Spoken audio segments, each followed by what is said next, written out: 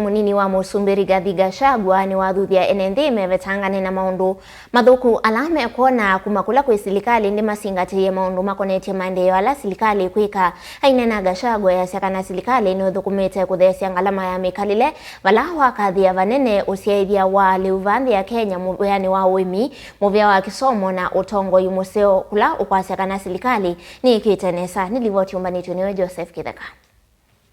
Nene ya mwako ya kaundini ya Kirinyaga vindani kala evikire cha dhini cha kutuikithwa Bishop Samuel Karemi kati wathuku miangi mangai kanisani wa Pentecostal Evangelism Fellowship of Africa wenda pefa Gachagua ni wakulia mwika wa jenzi kuunga mimereno ila methiitwe nayo ya kusukumi wathukumi mwailu kwa serikali nekaete wanango mwingi wa mali va Kenya ahiweta yu president awigwite kiocho na kambi ya ika hundu mendekethetie. Hata hii jenzi pia jinsi tunaheshimu nyinyi. Vile mnasema tunasikiza. Na mumeongea jenzi. Na tumesikiza nyinyi. Na mimi nakubaliana na presiding bishop. Tafadhali. Jenzi, my children, my sons and daughters, we have heard you. You have spoken clearly. What you have said needs no full stop or comma. It's clear. Lakini sasa mkitoka wakora wana hijack mambo yenu. Wezi wanaanza kuiba mali ya watu, si ndio? So we want to ask the Gen Z, you have spoken, we have heard you. Please don't allow your protest to be hijacked by criminals, people with the criminal intent to steal property, to destroy property. I think what you have said is now enough. You don't need to say anything more. Rais amesikia, serikali imesikia, kila mtu amesikia. Sasa wacha tuongoje action ile taendelea so that we don't get something that had good intentions hijacked by bad people, by people with criminal intent. Ingi munini wa president wa sioka ingi akulia Kenya maikone mauthuku moka ahiweta serikali ya William Ruto tethukumite kuandika alimu 50 kuvetangia aimi maka wonde vi ila manataitwe kuseuvya malelu kati wa zindu ingi mbingi ahimenda mone mpaka mausio amwe ala serikali yikite. Let us not be negative throughout. In the midst of all the challenges, there are few good things serikali imefanya. Si ni kweli?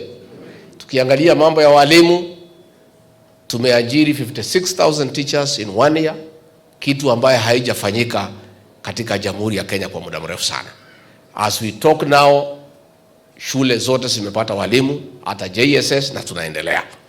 Again, tulipoingia tulikuta mambo ya CBC ilikuwa imeleta matatizo. Rais wetu akaweka Presidential Working Party on Educational Reforms, tukasikiza kila mtu. Ndio tukatoa mapendekezo, JSS ikae kwa primary school, na hiyo marekebisho inaendelea pole pole na mambo ya masomo itakuja kusimama. Again, hapa katika kaunti ya Kirinyaga kuna barabara ambazo zilikuwa zimeanzishwa zikaenda chini kidogo kwa sababu ya kukosa kulipa makontrakta.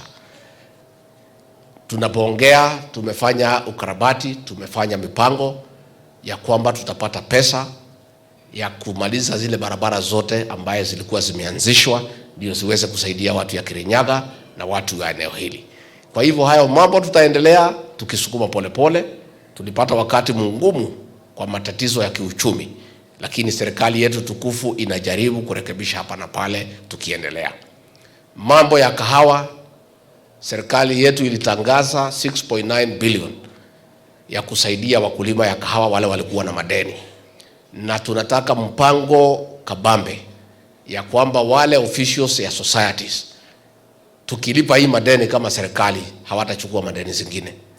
Na pia tunafanya marekebisho ya katiba ya sheria ya vyama vya ushirika ndio tuweke uongozi bora katika vyama hizo. Kavila niku Rigathi ni wakulia atongo mevundisia kwithukisia wasia wa mwenenthi kana kila ukukita kwithukisia ground ahimenda moke velowe mwenenthi nundu niwe umaandikite. Viongozi kujeni ground musikize wananchi wanasema nini.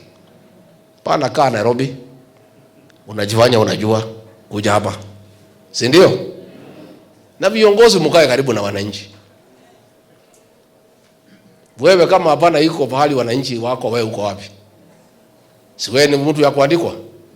Matajiri ya kuandika wewe si ni hao wananchi? Nataka kuambia viongozi wetu mkae karibu na wananchi na muwasikize na muheshimu maono yao. Mkisikia wakisema hii barabara hapana, wachana naye. Kila mtu asikize tajiri yake. Mimi ninajua tajiri yangu ni nani. Kizazi kipya. Joseph Kideka, ngilivote vilingi wa Mavu, Mutongoi TV.